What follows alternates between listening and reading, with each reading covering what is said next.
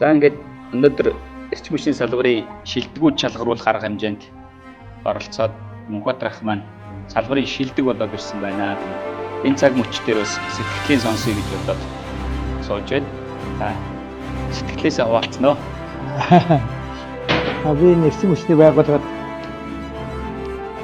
3 жил ажиллаж байгаа. Эрчим хүчний байгууллагатай хөдөлгөөнтэй одоо зөвлөлтөй ажиллаж байна.